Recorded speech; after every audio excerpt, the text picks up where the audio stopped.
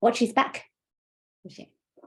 Okay, welcome to my inspirational webinar on the UK Global Talent Visa in Digital Technologies. Thank you for coming today and joining in my webinar. Today, what I'll be going through is what is the UK Global Talent Visa, if you don't know about it, the Stage 1 endorsement application and process. I'll talk a little bit about the guidelines. There's some new changes as well, so I'll just quickly go through that. And what you're really here for is to meet Chiamaka Okenwa, who received her UK Global Talent Visa the second time around when she applied. And then you can ask your own questions to Chiamaka as well. So go into the Q&A or the chat and we'll get your questions there. So just quickly about myself, my name is Michelle Hewer. I'm Vietnamese, I'm Australian, and I am also a British citizen as a result of being a recipient. I am a UK Global Talent Visa coach now, and that's because I went through the whole process in 2016. And back then, no one knew anything about it. No one had written any stories about it. So I was one of the top 50 that received it back then in 2016. And then TechNation wanted ambassadors to tell their story, to encourage more people to apply. And I did that for 2 years. The great thing about the visa is that it's a route to settlement. So in 2019, I applied for indefinite leave to remain and then went on to get my British citizenship. So I've completed the process. I've had 3 visas in the UK over a period of sort of 7-8 years. So this one was the best one for me because it was a route to settlement and I didn't have to worry about keep renewing and getting new visas. I spent about 7 years in the UK and I lived in Manchester and Newcastle and spent a lot of time down in London and immersed myself in the tech ecosystem. The great thing about the UK tech ecosystem is that it's very collegial. Everyone's there to help you, but what you get out of it is what you put in. So I was extremely active in the tech community in Manchester, Newcastle and London. So made myself known and made some really good connections while I was there. I used to be a solicitor in Australia, so then became a tech entrepreneur. I told my story through a blog I wrote, and that's how I became a Global Talent Visa coach. Because no one was really telling their story back then in 2016, I wrote a blog about it, went viral, and then so many people contacted me that way. And over years, I've helped over 500 tech entrepreneurs, C-suites, managers, and tech employees from all over the world. My success rate is 90% because not everyone who applies gets it. And some of my clients have received a successful result within 3 to 27 hours. So yeah, that's huge achievement when, you submit. It can take up to 8 weeks for them to respond, but some of my clients have received some really quick responses. And some of my clients are from, big tech companies, WhatsApp, Sony, LinkedIn, Facebook, or Meta, Google, Zoom, Oracle. But then I help, people who work for startups, CTOs, CEOs, UX designers, graduates, digital marketers, cybersecurity experts. I help a lot of people. Even though, I help people with similar titles, everyone has a different story to tell. And that's why I love what I do is I listen to everyone's stories and I get to help them share and tell their story, provided they meet the criteria as well. So just a quick disclaimer, I only help with the stage 1 endorsements. So it's a 2-stage process. So I only help with stage 1 and I'm not affiliated with the Home Office or TechNation other than the fact that I am a TechNation visa alumni. So over the years, when I was working as a tech entrepreneur, I was, as I said, very active. And these are the types of examples that you may need in your leadership criteria, mandatory criteria 1. And it really helps tell your story. So you can see quickly, what I've done. And this is only just a small part of what I've done, but I just wanted to show you what they look like. I was on a panel. I was interviewed in magazines. I was quoted in books. I was featured in the Sunday Times, and I was a judge at a hackathon. So I did loads of things to help, build my own profile up, but also I use that as evidence for my application in the Global Talent Visa as well. And then again, it all started with a blog that I wrote, so you can see that on my website. These are some of my successful clients over the years. Not everyone wants to share their story, but those that have, they're on my YouTube channel. And as you can see, they're from different countries all over the world. Some are actually, from their own countries and are applying from their own countries, and some have moved to the UK and want to switch their visas to the global talent, and that's possible as well. So quickly, the UK Global Talent Visa is a special visa that was called the Exceptional Talent Visa, which I got, but then they rebranded it to the Global Talent Visa.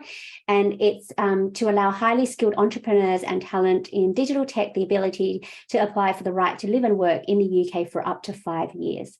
Okay, so it's a two-stage process. The first stage is the endorsement stage, to be endorsed with exceptional talent or exceptional promise. So that's be a leader or emerging leader in the digital tech sector. And you have to be endorsed by a government body called JNation. To be endorsed, you must meet the strict criteria set by JNation before you can apply for the visa. So the stage 1 endorsement process is the more challenging stage, because once you get that endorsement, you then apply for the visa, and you should get it. They do the legal checks, like the criminal record checks and everything, but all they essentially need is the letter to say that you have been endorsed to give you the visa. It's more than a job application, so you'll see some of the criteria. It does look like a job application, but it is more than that. So it's about telling your story about how you are an exceptionally talented leader or an emerging leader in tech. And the Global Talent Visa is an umbrella visa. It has different endorsing bodies, endorsing people in different sectors. So digital tech is endorsed by JNation, and then you have others like fashion, architecture, engineering, science. They have different endorsing bodies. So that's why they've kind of done a hashtag JNation visa for the digital tech sector. So the benefits, you have the freedom and flexibility to work in the UK for up to 5 years, because it's a 5-year, because it's a visa. Then you can apply for indefinite leave to remain and British citizenship. You can bring your dependents with you. You can register a UK limited company, especially for students who are on a student visa. They want to switch to global talent because on their student visa, they can't register a UK company. So that's why I help a lot of students as well. You can also work for a tech company without the need for a company sponsorship. So lots of big tech companies offer, tier 2 general visas, but the thing is you have to work for that company. So, and if you don't like working for them anymore, then they don't give you the visa, and then you have to go back to your own country. So this visa, the UK Global Talent Visa, is attached to you. So, it stays with you. It's great. It was great for me because even though I was a tech entrepreneur and I was working in my tech startup, but if anyone's a startup and they know that sometimes it can be quite stressful, and sometimes you need a break from your startup and you want to work for someone else. And that's what I did. I took a break from my startup, worked for a university, I worked for an accelerator, I worked for other people in the industry, and then went back to my startup. And that visa allows you to do that. It's not restrictive. It is quite cost effective as well, in that the application fee is in the hundreds. For the stage 1, stage 2, again, it's in the hundreds, but then you have to pay for the immigration health surcharge, which is stage 2, but that's a bit more. But the stage 1 endorsement process is cost effective. Once I received my visa, and once all my clients received their visa, they realized that there were some other benefits to it. They suddenly got a bit of credibility as well. JNation are endorsing you with exceptional talent or promise. So you feel like, you have the accolades to do what you need to do. Gives you a bit of confidence as well, obviously, because someone's endorsed you, you've got the recognition. You can also be, applying for promotions. I helped so many clients, and as soon as they got the visa, they went for promotions. And some of my clients have got 2, 3, 4 promotions within their own companies because they felt like they had that confidence and the belief in themselves. You can also negotiate your salary, because sometimes when you're on a visa that a company has sponsored you, you don't feel like you can negotiate your salary because they're giving you a visa. Whereas because the Global Talent Visa is your own visa, you feel more confident to negotiate, because if they don't give you what you want, you can always look for another job or look for somewhere else who will give you that salary that you want. all the benefits. You got more opportunities because, again, the visa is attached to you. I mean, for me, I was so grateful that, you know, I could work for other people and my startup, because sometimes when you're in your startup all the time, it's nice to come out and then go back to your startup, so you've got a fresh perspectives. You become a role model for people in your own countries, you know. It's interesting that when I was applying, I didn't see anyone from Australia, from Vietnam, you know, who applied. But then, you know, when people start applying and getting it, and you see people who look like you and from your own countries, it kind of makes you feel like, you know, you can apply. So representation does matter. And it gives you a bit of security as well. Some of my clients, once they've got the visa, they know that it's a route to settlement. So they're now starting to look at buying houses and, you know, really settling themselves in the UK, whereas before they were on a visa that was just, you know, didn't give them that security they needed. So these are the real benefits that I found, and a lot of my clients have found as well after getting the visa. So just quickly stats, we've got loads of people from different countries, 90 plus countries that people are coming from. There's a 54% endorsement rate. So 1 in 2 applications get through, unfortunately, but that's the stats. But the good thing is you can always apply again. That's why I feel like, you know, the help is there. My support is there to help you get it the first time, because it is a really challenging process and you really need to hit the criteria in order to be endorsed. There's loads, 3,000 plus successful recipients over the years. When I applied, they only allowed 200 people per year to get endorsed. But now they took off that cap. So basically, if you meet the criteria, you can essentially be endorsed. You can go for talent or promise, and there's a 68-32 split, but they're just the stats. Difference is if you've got more than 5 years experience, you should go for talent. If you've got less than 5 years experience, you should go for promise. There's a 75-25 split for male females, just because there's less women in tech. Women working in tech, so that's split. And once you get the visa, you can join the TechNation Visa Alumni, which I'm a part of. It's a group in London who meet up every now and then to, you know, catch up and meet everyone and, you know, talk to people who've been through the process and also who, you know, need help. It's just another community that you can join who've gone through this process. So these are some of the stats from over the years. See, when I was 2016, there's not no figures there, but there weren't many. And then over the years, as you can see, it's grown. Okay, even during COVID, like I was really busy during COVID. Everyone was at home essentially and thinking about their future. So it's growing every year. So hopefully more people will know about it, apply and get it as well. So these are just some of the stats from the TechNation Visa report in 2020. I like to show this because they've got a report in 2021 and 2022, but it doesn't give these stats. So you can see people from different countries who've been endorsed. Okay, these are just stats. Don't feel like just because you're from these countries, you're not going to be endorsed. It's just what they're seeing is these people from these countries have a less not chance, but the stats are showing that they're not being endorsed as much as people from other countries. And interestingly enough, a lot of my clients are from these countries. And it's just the way it is. Unfortunately, I think we have difficulty showing our expertise and articulating our experience, our achievements in the way that TechNation want us to. Okay, so that's all it is. And as a lawyer that I was before, I advocate for people, and I've been trained to do this. So, and I've done it many times. So even if you do it the first time, it's really hard. That's okay, because that's not, you know, you don't do this every day. So that's what I help people with, to help them structure their evidence and tell their story in the best way and shows their strengths and achievements. There are different skills as well that if you have different skills, you can apply. These are the stats for different skills because it's a tech visa. Obviously, software engineers are getting endorsed, but it's not to say that business skills aren't. There's biz dev right behind, product managers, data scientists, there's people in marketing operations as well. So there's a handful, loads of different people, different skills are getting endorsed.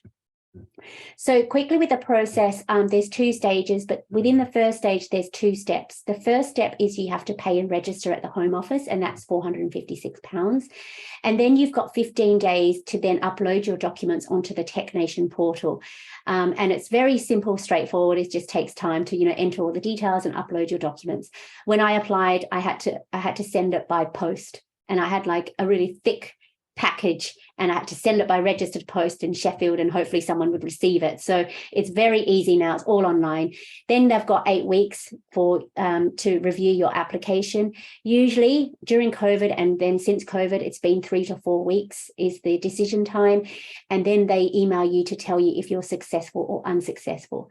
If you are unsuccessful, they will email you with feedback, and you have an opportunity to appeal, and you've got 28 calendar days to appeal. And then they have 28 calendar days to respond to your appeal. It goes to another assessor to review your application and appeal, and then they decide whether or not you're successful or unsuccessful. If you are unsuccessful, you can resubmit or go for another visa route. But if you are successful, you go through to stage 2 with that letter to the Home Office again and say, here it is, pay £152, you've got to do biometrics and pay the immigration health surcharge, which is, I think, £640 per year on the visa. So you have to pay that up front. And then that takes maybe about 3 to 8 weeks. For me, it only took like 1 or 2 weeks, I remember. So it really depends, but they say up to 8 weeks to do the stage 2 process. So the eligibility, you can have a technical or business skill. If yours don't fall within that, pick the one that's closest to you or speak to me and I can help you. This is not an exhaustive list because the tech sector moves so quickly. So what they're looking for is people developing products or people in the business of selling and marketing those products or raising funds for their companies. So have a look at those skills. What they don't want people who work for outsourcers or consultancies or agencies. So unfortunately, they're not eligible to apply. And you can speak to me. You can be a founder or an employee as well. So I think the stats are 25-75. 25% are founders and 75% are employees. So everyone thought that you had to be a tech entrepreneur to apply, but no, it's either or. You have to be working for a product-led digital technology company, or you have to have examples of working for a product-led digital technology company. I've asked for this definition many years, and they finally gave us a definition of what a product-led digital technology company is. And that's a business that provides a proprietary, so they own their products, a digital tech service, product, platform, hardware as their primary revenue source. So you can work for or be a founder of a digital tech company that develops its own products for customers, and you can license it or you can sell it by subscription, but essentially no consultancies or outsourcers. In other words, you can't build products and then give it to your client to wrap it up and then sell it. It's got to be your own company's products. You have to present 15 documents. 5 documents need to be part of your CV, your personal statement, and 3 letters of recommendations by experts in your field. Okay, and then you need to provide 10 documents to showcase that you fulfill the mandatory and optional criteria, and that makes up 15 documents. The new changes that have just been announced yesterday, the day before, is that your experts here, you need 3 letters of recommendations by experts in your field that can vouch for you being an exceptionally talented leader or a potential or emerging leader in tech. These experts need to know you for more than 12 months. That's the change. Before, they didn't give a time of how long you should know these experts for. But now the new changes are saying that you have to know them for more than 12 months. And that kind of makes sense. When I help my clients, we need to get a story from your experts to say how they know you, did they work with you, or how long have they known you, to build up that relationship with you and to explain why they think you are an exceptionally talented or emerging leader in tech. And if someone has known you for less than 12 months, it's really hard to really convince the assessor that this person thinks that of you. So the longer you know that person, the better, because they've got lots of stories to tell about you as to why they think that you are an exceptionally talented or emerging leader in tech. So that is the only change, okay, that was just announced yesterday. Normally they have lots of other changes, but luckily this in 9th of November, this was the only change. So that's great. Okay, so the criteria is you can apply for an exceptional talent or exceptional promise. So that's leader or emerging leader.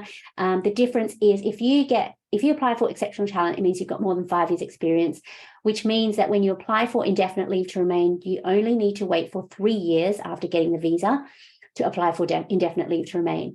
Whereas if you apply for promise and you get it, you have to wait 5 years before you can get or apply for indefinite leave to remain. So that's the difference. The mandatory criteria is to show your leadership qualities or skills or potential. Okay, so you need 3 examples of that. With your optional criteria, you pick 2 out of 4. So there's 4 and you only need to pick 2. And against each of the criteria, you present at least 3 or 4 pieces of evidence or examples to show that you fulfill those criteria. So you need to show a proven track record of innovation or examples of innovation. You need to show any volunteer work that you've done outside of your job that advances the tech sector. You need to show examples of, your commercial, technical, or entrepreneurial impact to the field. Or you can need to show academic contributions. So not all of them, just 2. And when I applied, these criteria was a bit different. That was all jumbled up, but I chose leadership, I chose volunteer work that advances the tech sector, and I chose the academic contributions one. So it's different for everyone, but most people choose one, leadership, obviously, innovation, this one, and this one. So these are the main ones that a lot of people are choosing. So I help a lot of people over the years with, some common questions they have, mainly, are they eligible? How do they present their documents? What is relevant information? Who can be their experts? How do they show their innovations? How do they show their impact? And how do they show that they are an exceptionally talented leader? And if they've received an unsuccessful result, what do they do? Do they appeal or do they reapply? So those are the things I help with. I help with these things every day, and I have clients that I help with. So if you've got any of those questions, please come and see me and talk to me. I do help with eligibility as well. So if you wanted to go on my website, there's an eligibility questionnaire and you can fill that out. And please fill it out as best you can, because I get so many in my inbox. And if it's really detailed, I can really assess you quickly to invite you for a free discovery call to just talk about your achievement, skills, and what you've done in the tech sector and what you plan to do in the UK as well. Because I've done this for so long and I'm a recipient and a coach, I've just got some of my top tips for you as both when I wear both hats.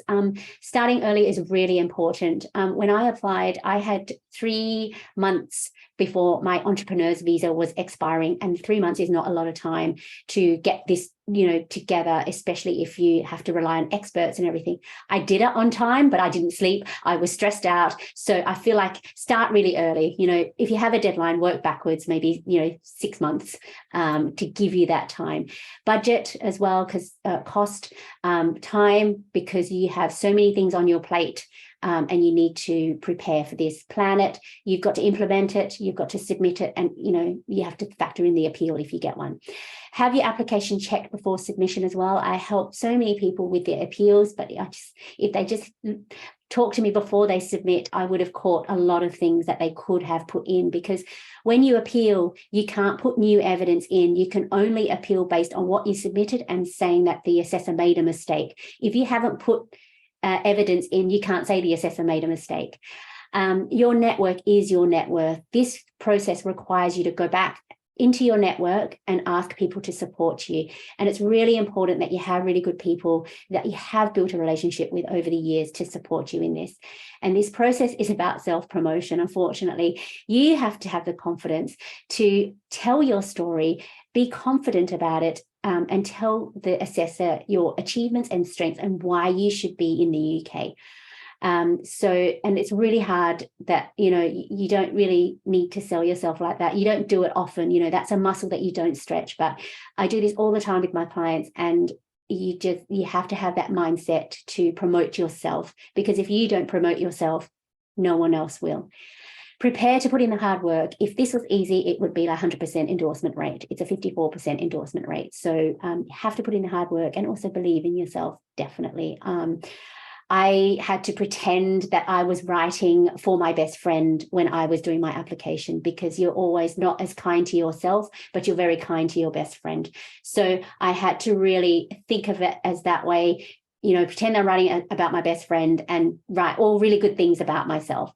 And the bigger the reward, the bigger the investment that's required by you. And that's why you need to put in your hard work, effort, time, and put everything you have into it, because you've only got, I look at it as you've got one chance to do this, because if you are unsuccessful, it just takes a lot of just motivation to do it the second time around. And that's why I love to help people the first time around, because they're motivated, they want to do it. But those who do it the second time around, there's a lot of issues there in terms of time, confidence, and I just want you to get it the first time around.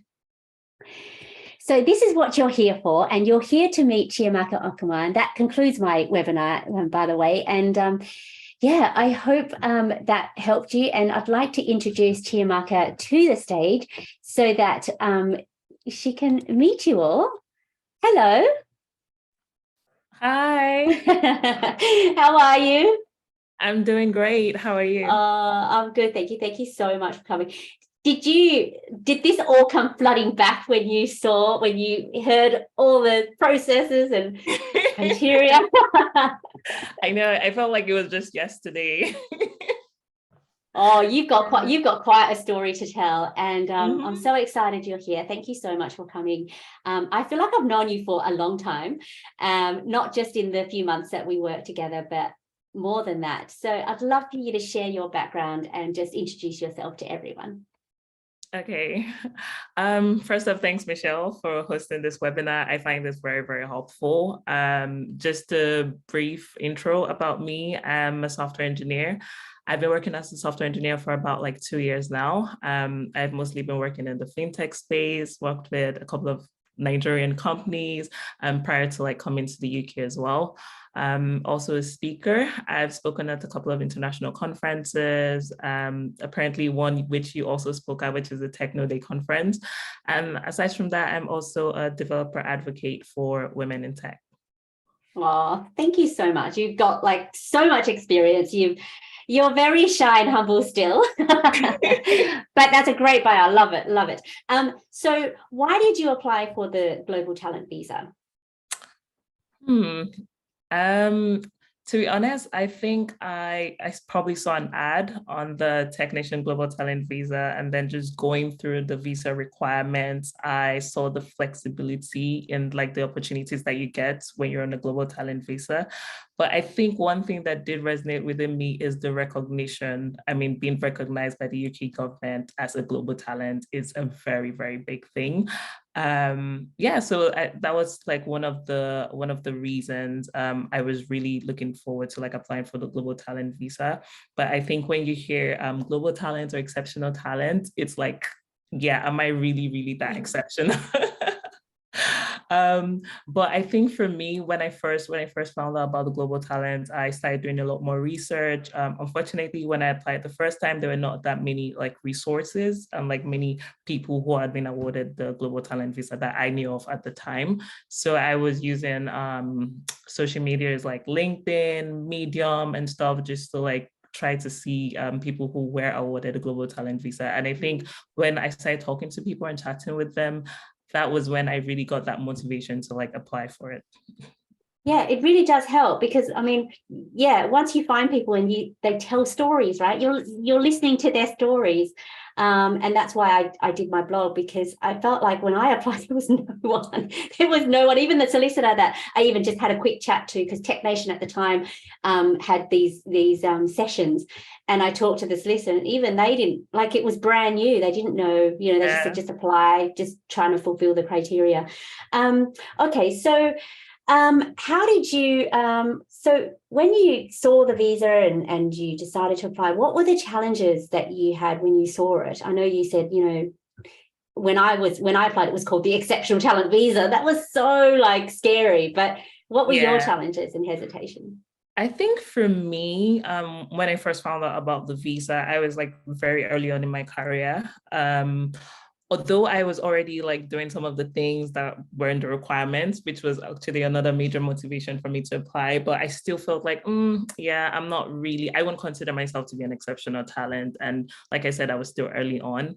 Also the fact that I didn't really know a lot of people that had gotten the visa, especially like people from Nigeria at the time. So that too was like a major challenge for me. And there weren't like so many resources. For instance, even if the technician site tries to be as descriptive as possible, you still had like questions as to like for certain information that you'd love to know. So those were like some of the challenges that I faced when applying the first time. But I'm guessing like right now it's really different because a lot of people are knowing about it now. A lot of people are getting it now. And also there's like Discourse Forum and like so many other resources online. And there's Michelle. So so yeah, it's a lot different from when I applied the first time. Yeah, absolutely. Yeah.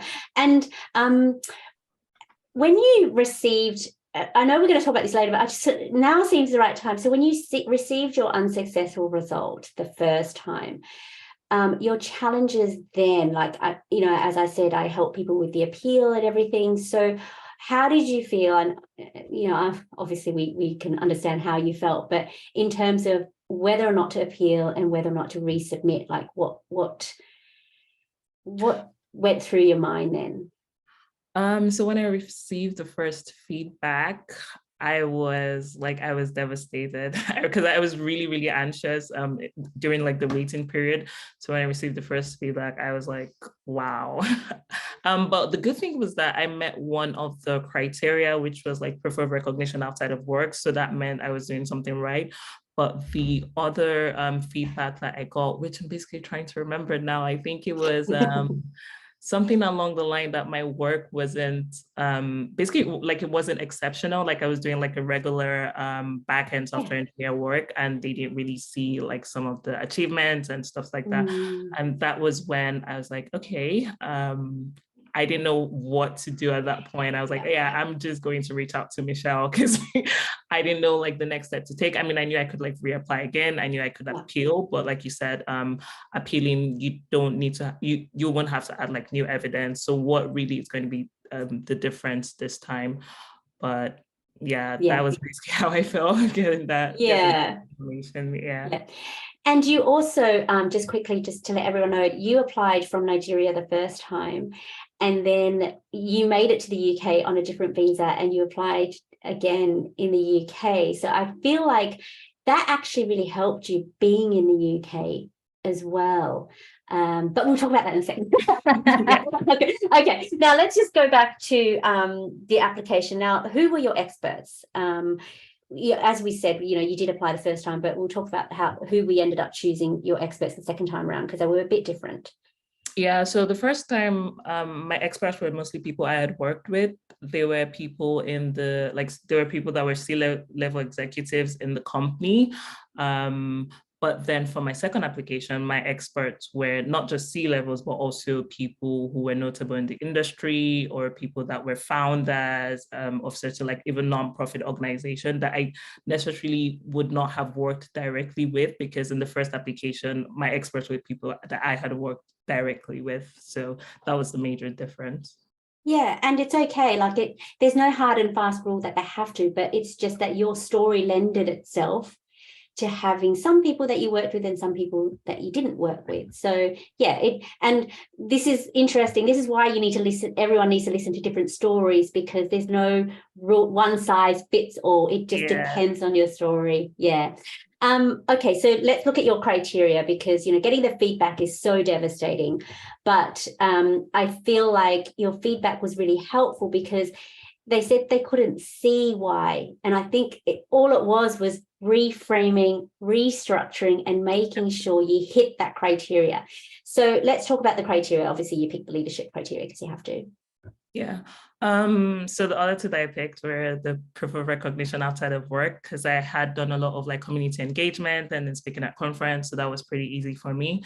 And then the second criteria too was impact, because I'd worked with like a couple of fintech companies at the time. So that was like, those were like two of my strongest criteria. So yeah, that's what I definitely. Yeah, so yeah, they were great. So okay, looking back from your first application to your second application, tell me what was the big difference? Because, you know, yes, you were devastated, as we said, but you did it yourself, and then getting the feedback was really helpful. What was the difference between your first and second application? I'd say like the difference for me in the first one and the second one is that I assumed too much. Like in the first application, I, for instance, wasn't like giving as much information and putting like as much details because I just assumed, yeah, they probably would know what I'm talking about in this case. And the thing is that they don't really know you. It's how well you sell yourself. I think that's one of the things that you also pointed out to me in the second application. I think a lot of that was also because, like I said, I didn't really know what an exceptional talent was in this case. So I was just portraying myself the best way I felt like I knew myself. But then in the second application, we were able to identify a lot of things. We were able to say, oh, okay, you are a talent, you know, however you want to put it, but you're still a talent. And that's something you should always show like in your application, because how well you believe in yourself is also like how well you write about yourself. And I think that's the major difference in the two. Yeah, you were. And also you put in a lot of links, which is fine, yeah. But the guidelines specifically say that assessors don't click on links. But what we do is we source the evidence and say that this is where the evidence comes from, and show the link. But if it's really important, we take screenshots and we show the evidence and then say, well, this is where the evidence lives. It's just like referencing out in an academic paper or something, right? So you had so many links, and I was like, oh, that's why you did so much, but you just had so many links. And we're like, what's your story? Tell me more. If I can't click on the links, I can't see what you did. Yeah, and I think also because of the fact that like for every evidence, you're limited to like 3 pages. So I was just really trying to like squeeze everything all together.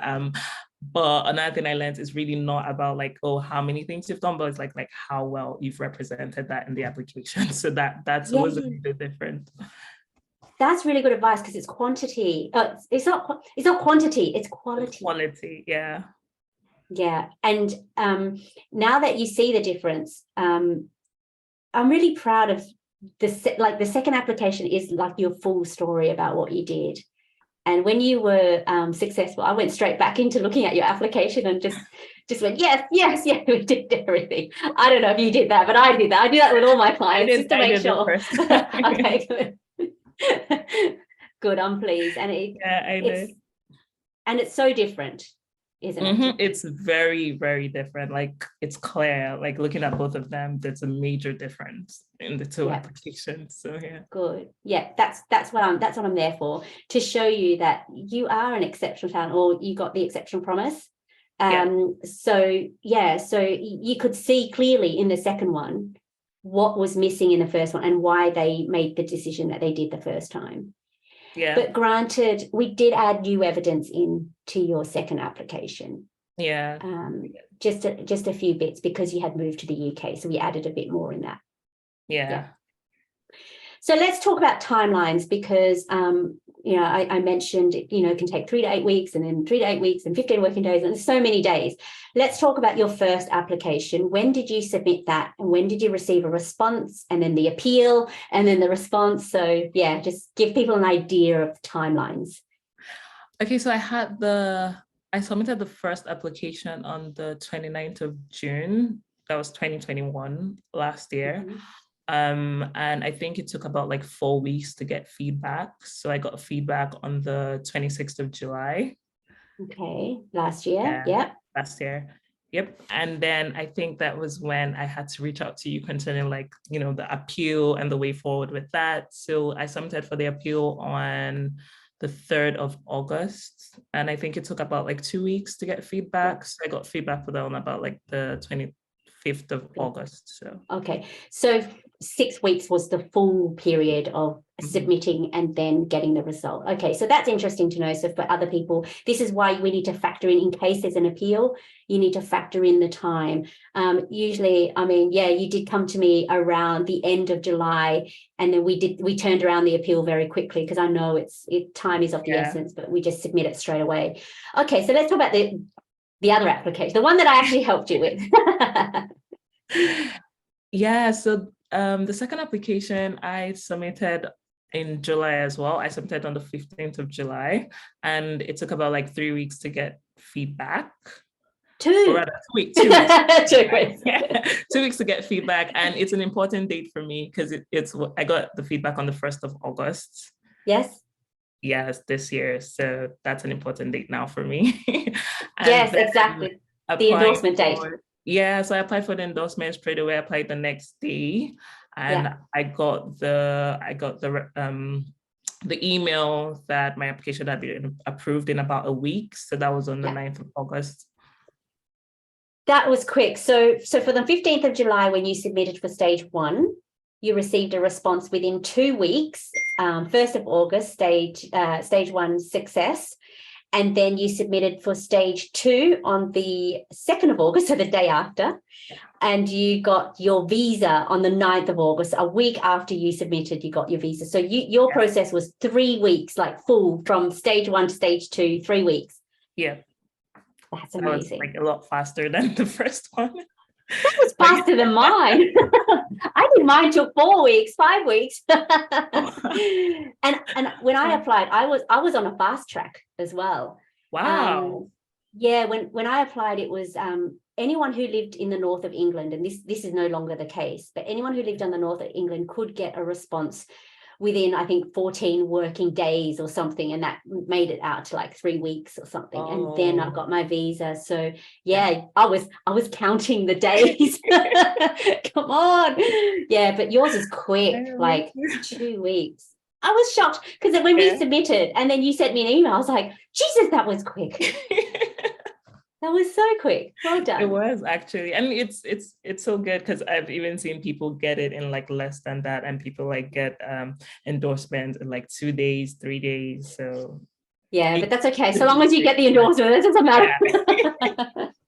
And what was it like waiting for the result? Because I know a lot of people just keep checking their emails, and I think I was more anxious with the first application than the second one. Okay. Yeah, because I remember like after I'd looked through the application when I was ready to submit and I'd sent it over to you, and just looking through it, I think a part of me just believed that, yeah, if I don't get it this time, I'm like, I'm done. Like I'm so done, because I felt like we really had brought out like the best. You know, we had put in like 100% of everything, because I was just thinking to myself that if I didn't get it, then what else am I going to add? Like, yeah.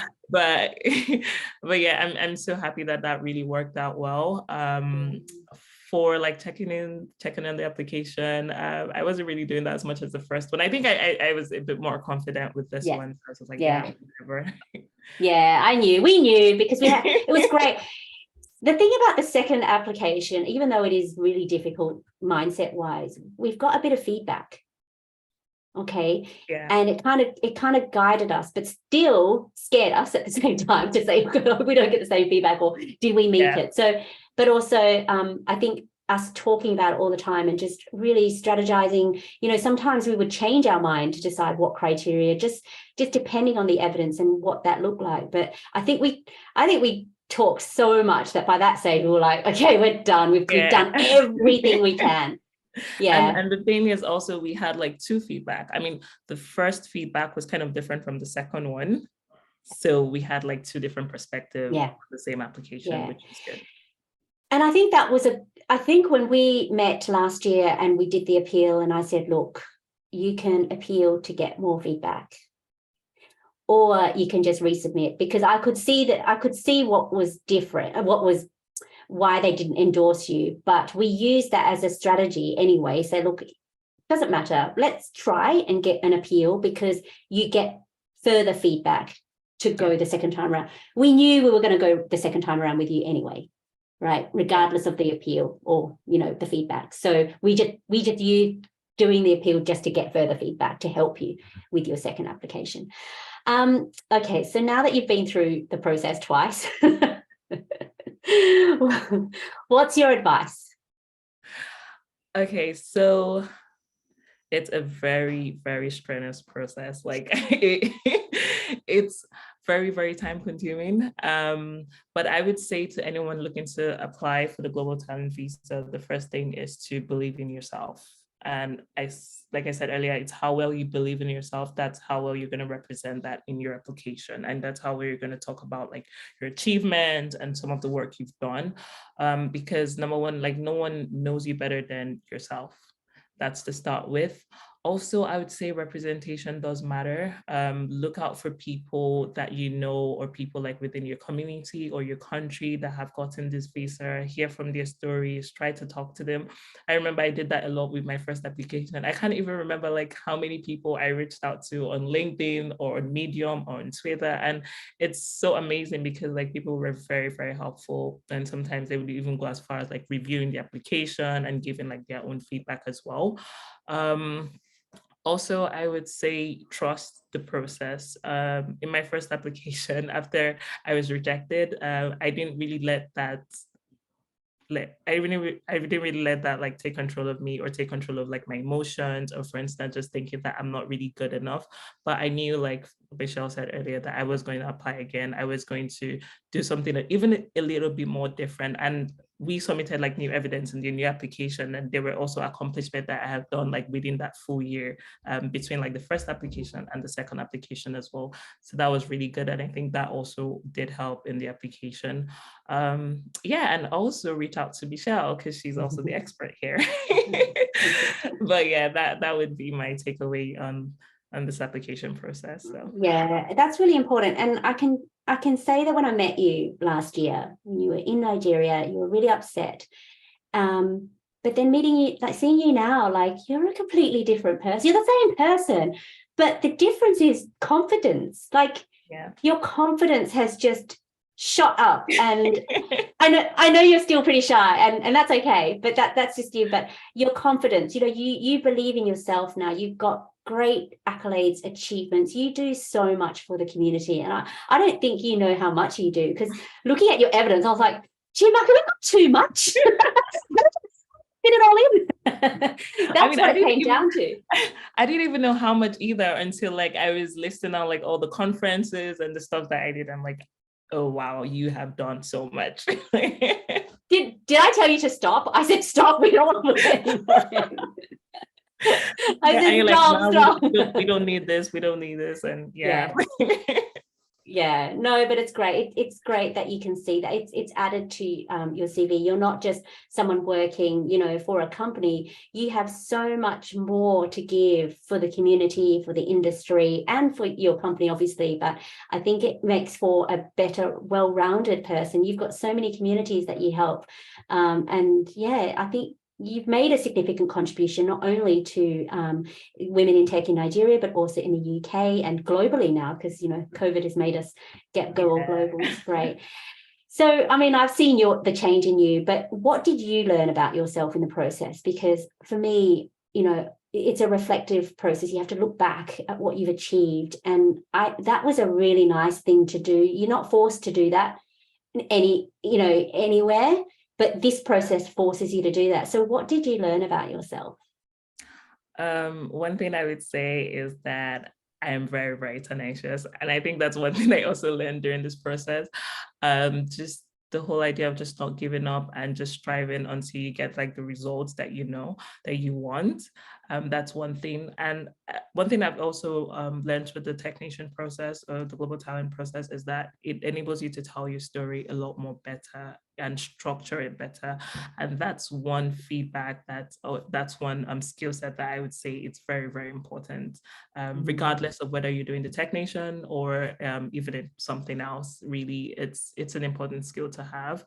Yeah, I would say those are like the two major things that I learned about myself in this process. Yeah, that's really nice. That's really you've gone through a transformational process. I know you're so involved, and you contribute to the tech sector, being a mentor, and also you're speaking, and you're giving so much to everyone else. And it's nice to have that reflective process about yourself and how much you've grown and learned about yourself. And I hope you do this regularly. I think this is something that, now that I've kind of forced you to do it, I guess. But it's a nice thing to do for yourself. and give yourself that time to continue doing that throughout your career. But what are your exciting plans now? You've got your visa. Where are you living? And not exactly where, but like, whereabouts in the UK are you living? Currently I'm in Essex, and the good thing about being on the global talent visa is the flexibility that you have. And I don't know, I'm just really excited about the future. I haven't really made so much plans yet because I'm just wrapping up my MSc. But once I'm done, I have like 5 years to figure it out anyway. So you got 5 years, it's fine. So we'll see. I'll come back to you in a year and say, Chiamaka, what are you doing now? Are you still celebrating the global talent visa? It's time to move on. What have you done in the last year? Oh, that's really exciting. It's really exciting. It is. I mean, gosh, your journey has been over a year because, you did your first application and now this, and you finally got it. You can breathe. You can sit down and breathe for a second. And I'm excited to hear, when you do decide what you want to do next, and new job or whatever, it doesn't matter. But yeah, it's really, really great to have you and to see you on this side of the world and happy, and the UK, the world is your oyster now. True. And there are like so many opportunities. And the good thing about the global talent visa is like the opportunities are just limitless. So much you can do. So you're not restricted anymore. Okay, so let's take it to the floor and let's answer some questions. God, there's so many. Let's have a look. Let's see. There's some people that Fayez, I think if they're really personal to you, fill out my eligibility questionnaire and I'll have a chat to you outside of the webinar. But anyone, if you work for a product-led digital technology company and you have a technical or business skill, there is obviously a possibility of you being eligible. So please do email me or complete my questionnaire and I can talk to you more about that. Jane, you've asked about if you apply as promise, can it be upgraded to leader? And if you apply as a leader, can it be changed to promise? So I can't give you a hard and fast rule about this because I've had situations where it has been changed and I've had situations where it hasn't been changed. It really depends on the assessor. What they say is that the assessor has the discretion, okay, which means they can decide. But what they want you to do is decide for them and present the evidence that you have decided which category. So if you go for talent, you need to show evidence that you are an exceptionally talented leader. If you've got promise, you go for exceptional promise. But then again, it's up to the assessor to decide. So a few years ago, I helped a client who applied for promise.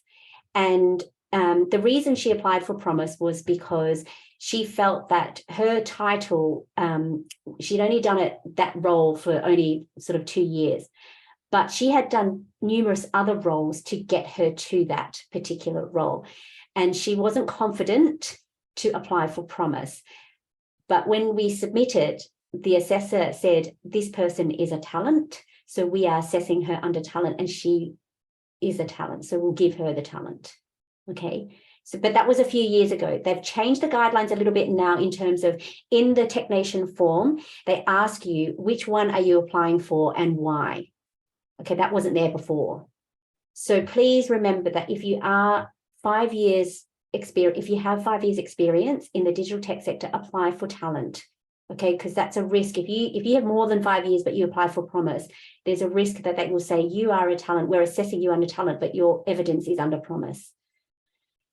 So I know it's a grey area, and I've got stories, but I think just look at your own experience. I mean, Chiamaka, you were like just under the 5.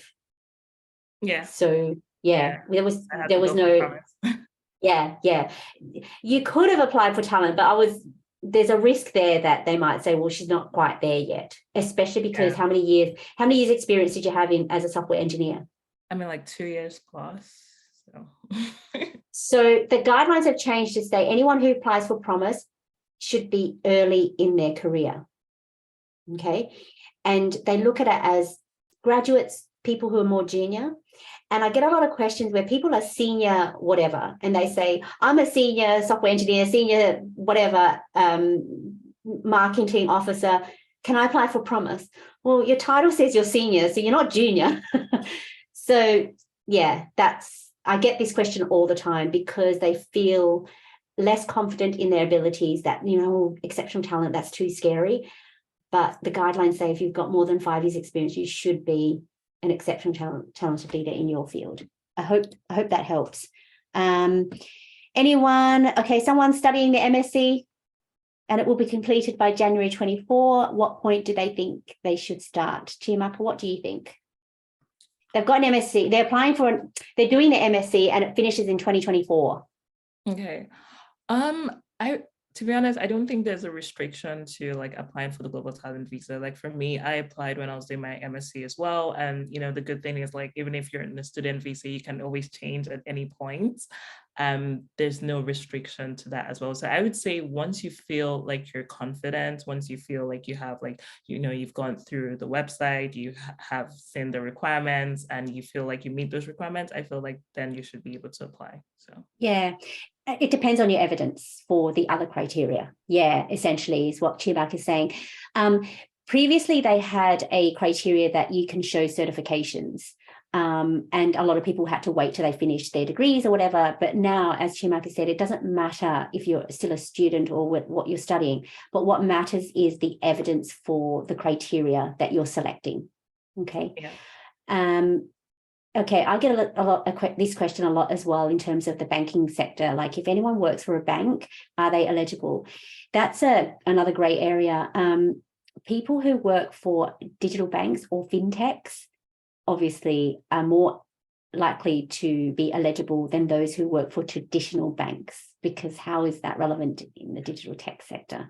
Yeah. So yeah, I get that question a lot. And just because they're doing digital services, it doesn't mean that it's a digital technology sector. It's still a bank at the end of the day.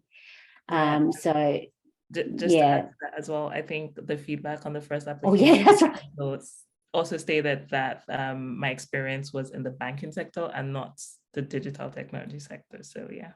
Yeah. And if this is another thing, a tip for me is any company that you've worked for in your CV or whatever whenever you're talking about the company that you're working for, specify that it is a product-led digital technology company, because you don't want them to assume that it is or it isn't. They're probably going to assume that it isn't. Right. Yeah. So we have to say, or your experts have to say, or anyone in your application, state if it is a product-led digital technology company. Get the website, get screenshots, anything. That's the first thing, because now they have a definition of a product-led digital technology company. You need to tell them that it is and prove it that it is, and then go on to talk about your projects.